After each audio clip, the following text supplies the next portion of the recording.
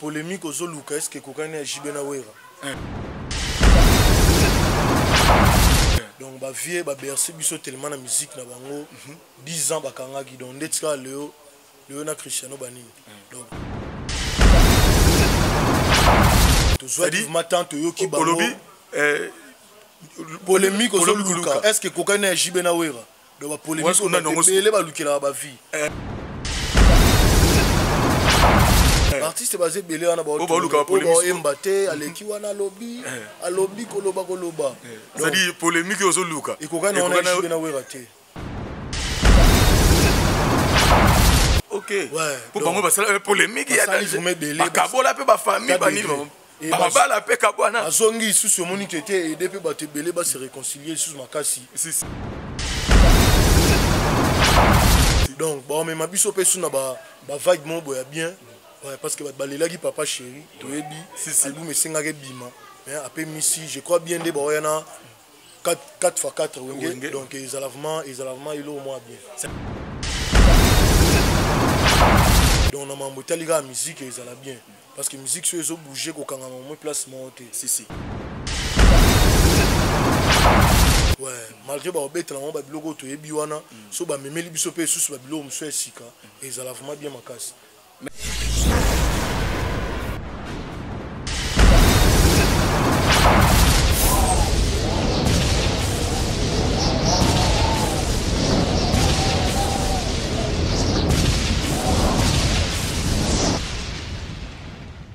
Zakari Mwamba, Petit Zacle. Zakari Mwamba, Petit Zacle. Zakari Mwamba. Allez, Petit Zacle. Petit Zacle. Petit Zacle Mwamba, papa na prince. Méchant.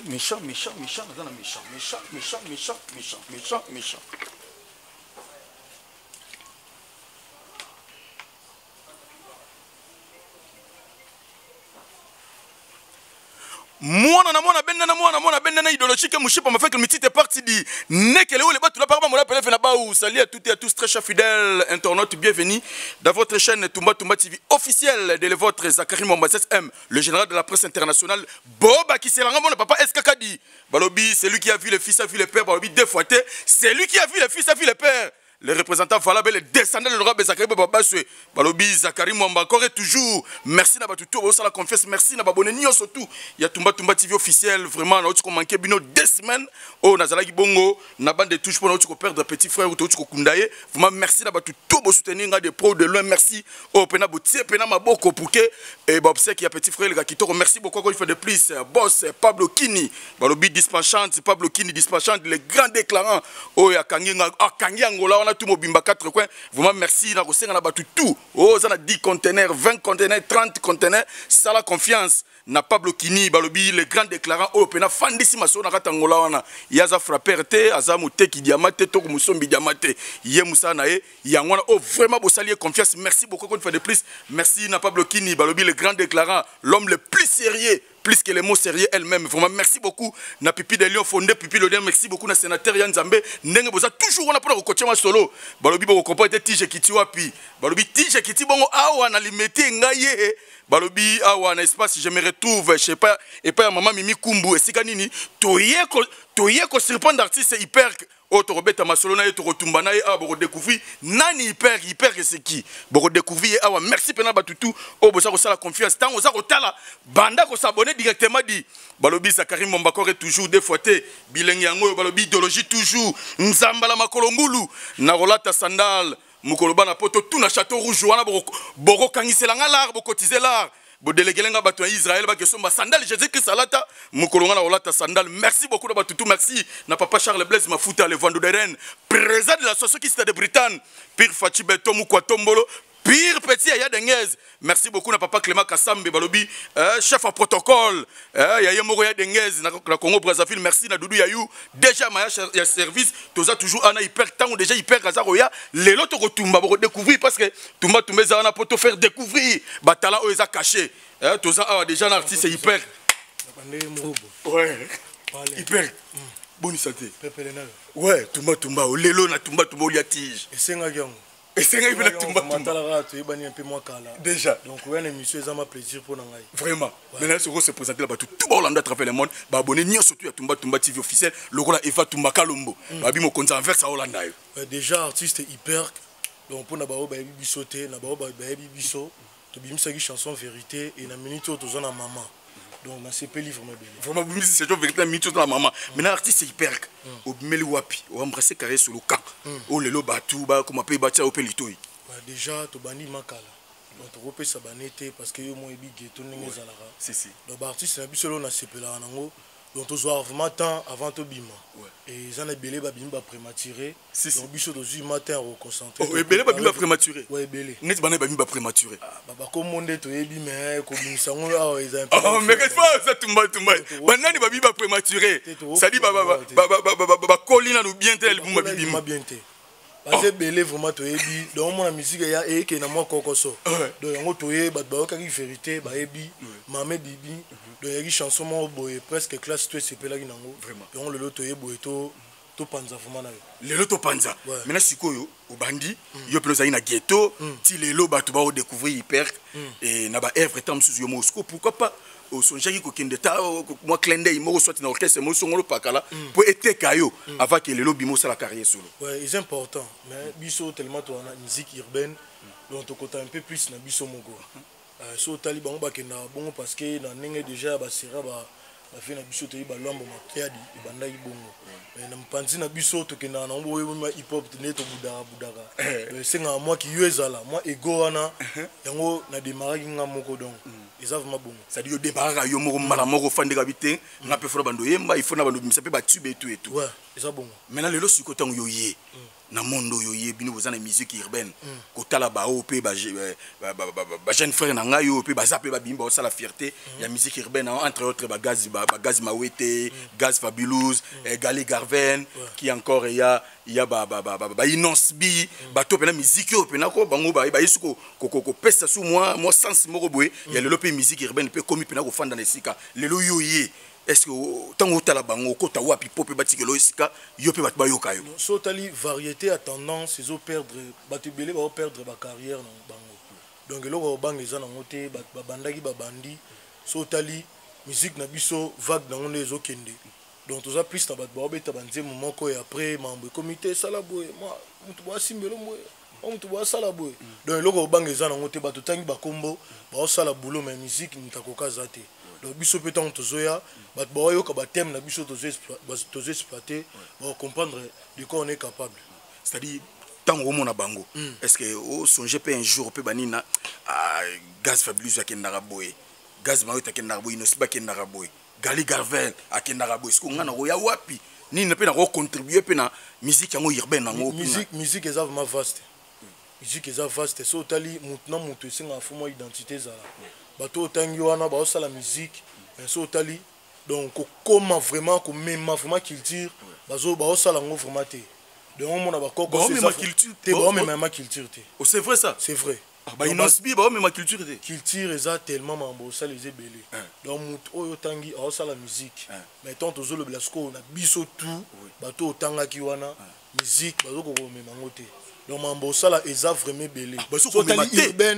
urbaine chose mona ba vina biso wa ba fali ba ve ferré ba ze belé be to bando tanga ba kombo ba luka ba ya ba coach à moi donc bango pe ba luka ba intégrer mais donc tous en a bango longo to ke na bango o comprendre que ba place c'est belé donc nan ba sali mambo belé te c'est vraiment faut bouler ça les so nini yo ya nango o yo ko sala parce que tango lobi ke inosbi dans ba memi penate c'est dire le pena so lobi bongo eza ko tanga ba kombo te mais na bidon e kiri wana otanga ki donc faut ba sala ma boulot to ba boulot ba o se pelisa mato ba to pena yo kota pena boîte o yo ki o ye pena na je me retrouve si to yo ka bango et tourner plus en Afrique centrale donc to tourner plus wana o tourner plus ba zo tourner presque plus wana donc mambo ça les siko yo ya so o bima siko libanda Afrique centrale ça vraiment bon donc mambo ezali ba yo ka ba thème na biso chanson vérité bimaki et toza na maman so tel na maman to beti reggae zelo mo boy donc so ba artiste belé ba pesi on ba beta dans ba mais la paix maman be no e ba te ba yemba ni oh c'est vrai c'est gomara pa sali mo lo mo wana leki moi moto pe belé pe c'est moi kilo ba yo ki et après bando luka isusu Donc tout ça man. C'est-à-dire déjà combien de tubes déjà aussi réalisé au bateau tant que vous recommandé bateau bayoka yo pe ba moni oui ozolo ba c'est bien bon mais so bayoka pe ba œuvre au pe tant que vous akene oui au pe aoya pe na moi implice tant que na musique en ben. Ouais, déjà te démarrer une vérité na utoloba. Donc tout ça man tout jeu étape par étape. Chanson vérité y chanson mon y patriotique battant tous les cas qui nango esenga tout ça moi le boko wana et bimaki bat basepela ki nango ba mikolo surtout et toye na maman eza na marché bimaki depuis le 31 mars. Les chansons mon boya tellement na ba tellement de eza vraiment kilo na bato boyo kango donc tout ça ba retour tellement belé eza wana ezo le kaleka d'ailleurs partout les places toyebi et na kati wana eza EP 4 tours et bimaki le 31 donc musique eza vraiment c'est-à-dire yozo ça l'album muté yozo bimisano ka ba EP kaka ba EP kaka moko single is ba single quoi eza bon mais est-ce que maman tout fana na maman pourquoi au kanisi ko yemba maman parce que toyebi ka kenon so totali moi na côté musique typique papa yemba maman na mais est-ce que yo po kanisi ko yemba maman l'idée wana utaki wapi. Donc déjà idée zaï parce que tu as place nino moi ça zora na kati na ba vie na biso donc pour na mo arc appellation na rock c'est ouais ça na futa yo nini mama oyo salelinga ya kokamwa soki na zwata pe mapolo ba kyolingi donc ça chanson mo boy donc on a habité vraiment donc et toucher ngana bimisa la chanson mo ça date donc roumeli vraiment depuis to sala kiango donc on ba plus d'amour pour la femme donnant de l'amour à nos mamans. Donc ba vie na biso so eza grâce na bango vraiment donc to le ka bongo te donc fête de mère ezaki lobby ezaki pe na maman mimi kumbu donc to zaki ne awa maman mimi kumbu bote place azali to partageaki vraiment belé donc zo mona so na bena le ka bongo sana penser na ngondo utotanga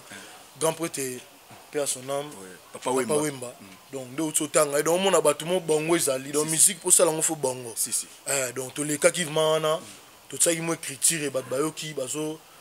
savoir vraiment tingana dédié nzembo maman et pas plafond de reine Clotilde de Bondo maman Clotilde de Bondo plafond de reine yo yebi pourquoi pas maman Brigitte Bita balobi mokonza reine wana na robosa na te maman Emeka grave balobi des fois te pourquoi pas maman Anina bamona motema bato papa Guillaume Matondo l'homme portable toujours na dédié pe na nzembo na maman boyo kango bozala dessuité maintenant na kati maman pourquoi yembe na reggae déjà donc toujours tourner vraiment donc na yembe on a reggae parce que qu'il tire. Donc so tali na côté musique to benga côté religieux bazala na mo bagwaya bazala na ba donner to benga ba seben to sala pe wana na ba style zebele na préféra ki so tali na EP4 et tout to za mutwashi et maman na préféra ki za la reggae donc to za vraiment to mi ma culture ça dit oyembe on a nani donc ezali na to yemi on a grande sœur Bobette qui so kaza ki wana ati mo ba bilengi wana ba velours wana sala ki ngo vraiment très bien so nzembo maman nana komaki yango ezanga moko te belé ba se poser ba question donc une chanson montant on a mango déjà ba no tu nanga mais position boké non bonde vraiment ozongo wapi donc et là au montant on peut bimi donc mutu to azo kango azo apprécier vraiment na yoka ki maman mais na moni ba nzelo kei mais siko eloko zo sango ka fu makambu mu pepe na siko fu makambu fu mu pepe po to le belatant oh mais tant on a to le belatant parce que le est tourné déjà bien et tourné nango bien le ezanga te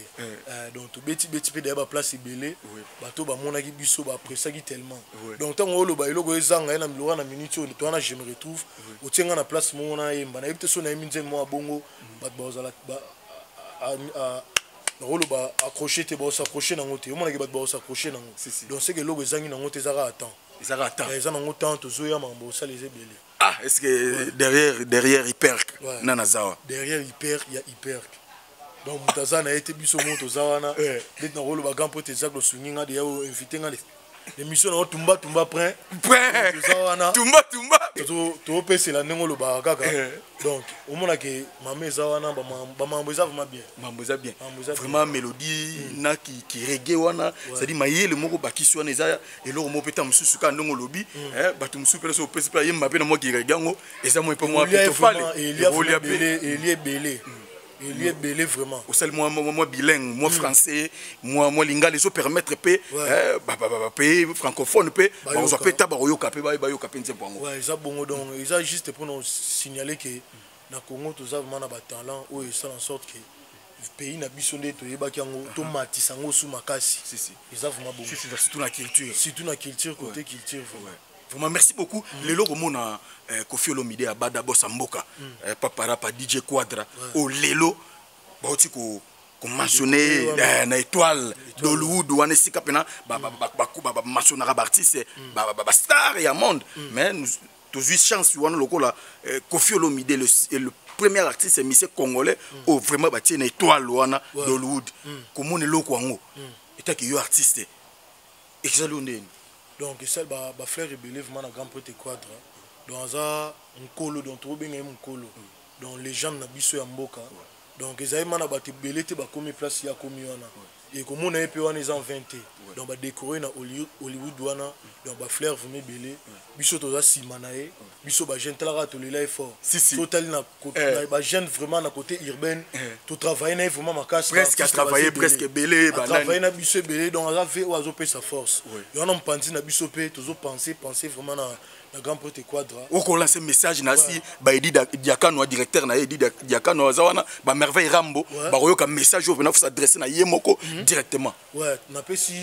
mbote belé na équipe na Mobimba. Malgré ba kombo to yebi vraiment. Edi Diakano za directeur Diakano. Diakano. Edi Diakano za directeur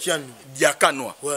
Donc on a pe si ba mbote belé sika zalina équipe Mobimba. Donc malgré kombo et poser moi et poser problème yo yebi. Donc déjà tout ça ba projet belé to penser que na vie Quadra donc so ba yo ki ba manager bazana ba osola mambo ele kabia ça dit osa pe na posa o ça la fissionner na Rambo c'est important pourquoi pas donc on les kaboy za la fierté makasi pour na ngai parce que belé vraiment te ba leki wana o ba sali pe mambo bien donc to bosser na grand prêtre ici il faut mambo ele kabia est-ce que ba texte déjà préparé ou ça que o représenter ayoka to ke nango kaka ndenge sing to ke nango ndenge sing ok nango. Mais les losikos, il y a certaines personnes qui ont dit maïté, qui boudé surtout côté, bana wenge, on a le quoi que non, ça dit il y a mérité te pour azala bongo, azala wana siko yo était artiste, comme on a pu côté ba viona wenge, côté musupe ba mususu ba otuka, ba zo boyake, aza décoré te za ngo ba mensonge na lokuta. Et la musique ezala bongo, donc musique ezala vraiment to vivre en polémique. So polémique ezala tiers moi ça la biso bien té. Et on a ba mission belé o to za na bango. Donc on a kilo la musique et ça sur une unité mais aux moi temps à les cas d'émission allo baba moneka donc bon on peut se voir le vieux bongo de les arara et faire partie de la musique la musique est dans le bongo. Merci beaucoup Lelo Siko côté la 5e génération oh Lelo ba fali ba ferré ba héritier ba Fabrigaz Lelo ba bina filé tout et consort au Lelo pena baza sur au fan du tali la musique typique Lelo pena nanu pena canaliser pena moi musique on pas pesser sur moi lengi ya ko poussa on sous musique et que yo artiste sur au fan na bato tout na tangi wana déjà baza na bongo belé pour to ka ba mélodie et to ka musique na bango attribution to na côté urbain mais on a que na minute balamuki vraiment pour nous citer ba kombo to na héritier wata donc na minute vraiment avant d'ici maman moi lenga rumba na to perdre kyango mais ezongi susu grand pote fali pazawana faire pazawana grand pote auto bimsa dynastie ba mambo za bien donc on a que to ça vraiment wana mabeka ande to tikate parce que musique réalité nango ya mususu ba belé ba tikaka belé ba continuera mais bazawana ba opesa vraiment kilo ça dit koyoka sikoyo album Dynastie à Ferregola ndenge Ferregola a sali moi rumba trap moi mayele moko pa baxi wana et artiste mo na onde mayele moko wana et poser problème plus na moi batu mususu mais na côté na biso na urbain to yambia mouvement na besengo ebele comme on a grand pote nini Ferregola kobima na ba style net wana et que lo mo ya que un peu et aux net un peu moins impossible mais arriver quand même à satisfaire biso na chanson ane bimaki donc ba courage venez belé ba courage belé maintenant siko yé côté héritier non le bien héritier félicitations parce que moi rumba c'est mon repère mais na mi ange mi demo quand même afandi ça dit venir afandi c'est moi makambo parce que côté fallait poupa tant yoka fallait poupa bima déjà libanda moi tongo parce qu'il comprendre peu moi vision moi tongo ça dit na ibike ba Marlène la congolaise au baza bon par à travers moi président Ale Mutaga KBGK yembe yo yebi ba suki ba fallait poupa album ya liboso le quoi tokos hein oyo le quoi album mais ouvert quoi on dit ba jar na bino banzelo fala kendaki koyoka pe ba featuring asala kina ba R Kelly et tout ce que fandi po tali pe na fallait poupa pe na niveau type mambo ngo ekendeni et là qui le mot qui bien donc biso tant toyokaki yango yaki presque à chaque titre to se retrouver vraiment makasi et on monaki na temps mobo bat balelaki mo un peu ah vabi mo libanda ko to bo tiki rumba akebo tiki bo mais na tango to monaka ebele su ba ko mosala ngo même ebele ba s'accrocher na musique na biso ba ko su ko bimate si zo mona donc vie asalaki ma boulot et zapeka pona wana te ba chanson le roi ba amour ebimaki chanson ils a vraiment belé to yambaki yango vraiment bien donc ba courage vraiment pe na ba grand prêtre ba continuer au sala boulot parce que lelo piton ba kena ba urbain on a pe et pe si pe mo lengi ba to musu ba boya kita musu pe fali na ba ndenge mo banzela kendaki mais ba ngum ko rattraper ça dit ba moni pe mo elo ko lengi ça dit côté na bino pe moni ngala rolo ba musique na biso et pe si vraiment ba to belo courage parce que musique ils a tendance donc ba variété et à chaque temps le moni ba drill et qui la blogo belé la minute toi na ama piano donc tous vraiment tellement la musique est belé à côté urbaine où ça là que ba ve ba ya ba betaka moi tout donc ça toi na ama piano ah ouais ama piano ce que ça ba janga ni moi ba blogo mo boye uti na ba nenga ba south et ça pe dans ba Nigeria zo kango et travailler biso pe à moi quelques artistes ba travailler kango to penser pe nango donc zo mona ba fait so ba ya côté urbaine wana ça pe bien pour la musique et on au moins début na bisaki yo bato ozotanga baza na boulot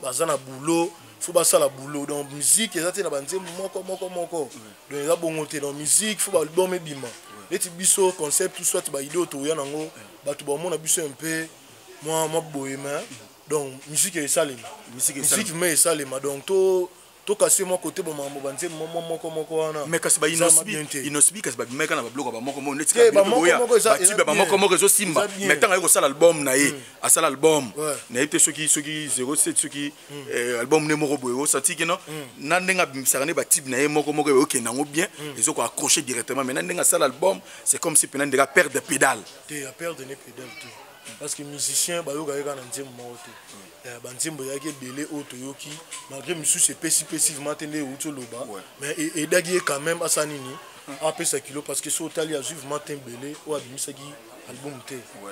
ba blo monsieur ama mike ba bando loba te les albums banzembo ne monsieur yemo aboya ki ngwa bikete premier album ne ngana abimisaki wana ça ka ba couleur wana ngana sepel plus na ba couleur wana ils ont vraiment important ils savent même important mais boulot ezali ba grand pote mususu bazaza o tangi ba kombo fo ba travailler vraiment ba travailler mais est-ce que le lopi na ba génération na lokwa ba inosbi kande na otanga wa est-ce que ko songer peut être so contacter moko na ndenge yo po bimi moi ko tia na moi po kaka o bengi pe mona mai po bosa pe featuring sinon et que na ngo bongo et que na ngo bon biso musique tant to talango mana ba misu mususu na ko loba to soki matin to travailler donc to za na mutu moto ba rotsa biso bo betana featuring et poser problème ouais donc musique vous zali tant na ngoso ekoki to travailler na bango tant na ngoso ekoki bo travailler na bango mais est-ce que yo moko peno za na yo moko nanu joli na no ligne en solo to za vraiment wana donc ba titre bimaki ebele donc nazo signaler batu que EP4 tour ebimaki depuis le 31 mars donc to za na chanson liboso to boaka ki za maman toujours un amusement bientôt là toujours tourner pas de c'est là nango vraiment makasi na kati wana to na chanson merci eza mutuashi et puis toi to za na Nazoya wana que zo zo bimisaka ba EP kaka moko zoya donc ils allaient vraiment bien makasi pour na ba tunyo so balinga bonne musique donc ils ont ma bonne hyper que ni ko contribuer soit na musique na yo ni no ya ko bakisa pe lo o baninga ba osala donc déjà na mpanzi na biso to ya pour valoriser musique donc tant to zoembe la maman ils ont la mutunyo c'est où à repenser à yemba wana si to za na vérité et puis to zo mata et après yango to lukasko to ça en sorte que to benda sku makasi mamna tali urbaine parce que so tali ba VO bazaba okota bon bazaki vivement wana te et bat o bazali to tourner plus et place moko donc faut bouler ça les ma boulot vous met ça les Mamoutoyo sala yangwana. Et merci beaucoup hyper que toujours qui n'a presque na suka traiter na biso. Lelo artiste hyper, lelo batu ba découvrir yo batu ba ko apprendre que non, artiste il y a des talents au pays et zali mais ils en ont peine exploiter té. Lelo biso to za tumba tumeza ezaka te ke oya yebani, te mi se mo wa yebani kande fois les kate. Ils ba o musuta mususu, ba musu otuna o uti su wapi kande ba congolais batuna. O uti su wapi mais quand même tant muto luka prêter oreille aomona ke oui quand même moto il faut que tiaka poids lo monsieur eza moto aza na talent mais je senga pe poids sur le plan financier sur le plan makambo belé pour moto mo pas pe wana mais là c'était le qu'il faut kende boye faut que banze bazali ou pe baza ba rosala maintenant lelo comme on a pe ba yaya na yo ba papa na yo entre autres Jibin Piana ou le roi de la forêt tout sur la pe côté musique typique parce que vous appelez moto yo au fanda po yo kaka po lelo po ça la musique urbaine oui bien sûr obimi yo moko mais ça pe na ba musique au fandi ke ba jibe ba wera ya bana ba 17 ans bana ba 15 ans 20 ans ba bika le roi jibe na wera moto na orchestre na bana misement polémique aux luka est-ce que kokani jibe na wera donc ba vie ba bercer biso tellement na musique na bango 10 ans bakanga ki donc ndetika leo na Cristiano Banini donc to soit du matin to yo ki bango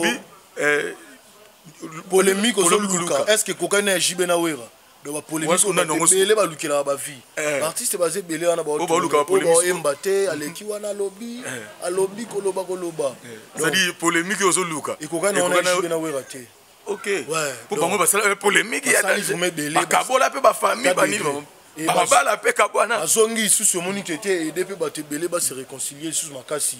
donc ba mais ma biso pe sous na ba vague mon boya bien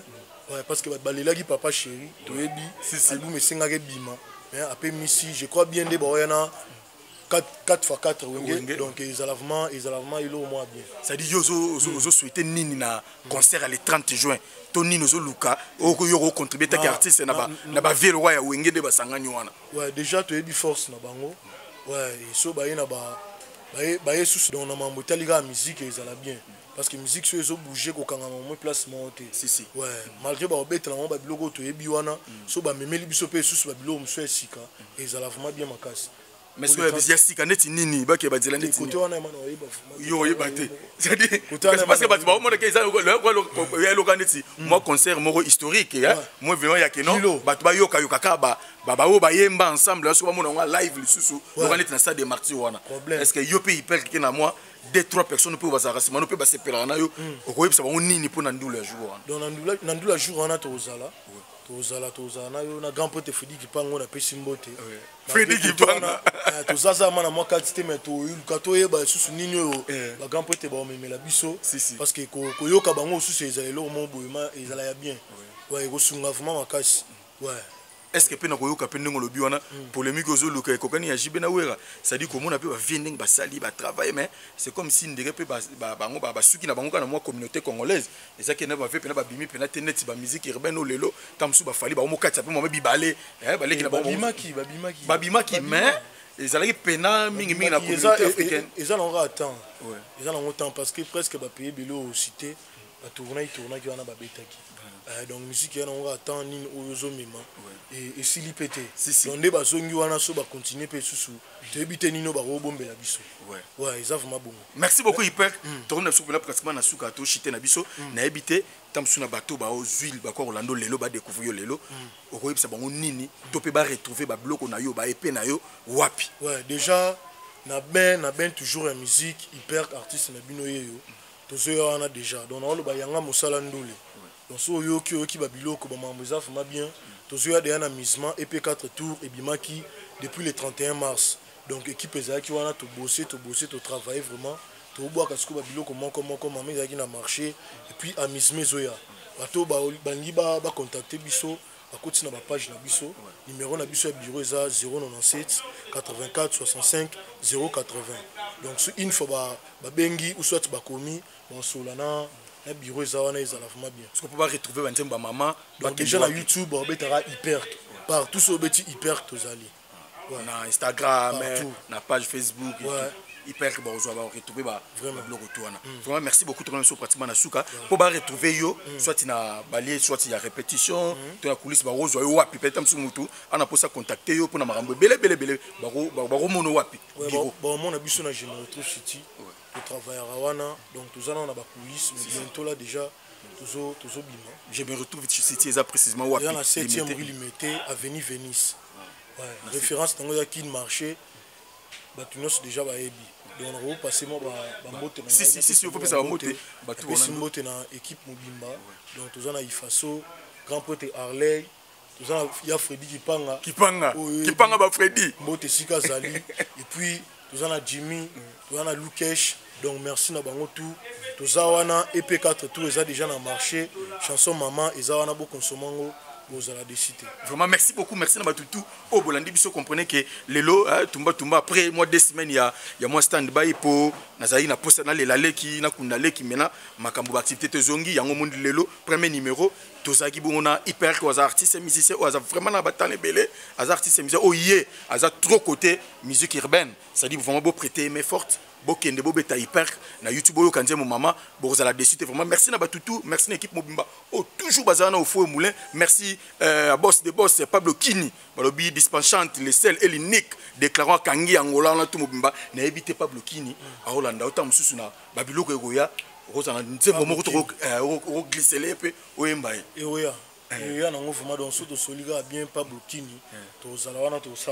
vraiment merci beaucoup merci na sénateur tout va changer nzambe merci na fondé Pipi de Lion merci na batutu équipe mobimba vraiment il y a boss de boss Pablo Kini na rata Luanda wana vraiment merci na batutu merci à mon équipe au eteninga compagnie derrière la caméra c'était Fiston Boko caméraman de guerre Maël Sadi qui côté montage merci na batutu vraiment merci na Eva Tumbaka Lombo mokonza affaire avec pourquoi pas le Lombo mokonza Autriche na robot sanate honorable Arnaud Waku ya ma mère Meron na kata Paris Monique Kasse Momo Kassi la présidente de toutes les femmes kinoises babi moninga batu ya mama Amida Kamere Mwangaza motema batu papa Kamere vraiment merci beaucoup na batu tout portez-vous bien c'est parti.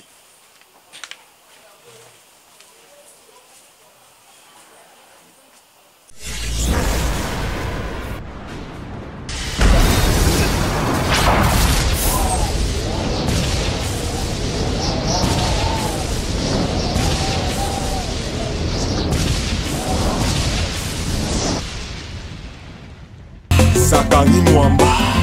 Petit Zacle. Petit Zacle. Zakari Mwamba, le Petit Zacle. Zakari Mwamba. Allez, Petit Zacle. Petit Zacle. Petit Zacle Mwamba, papa na prince.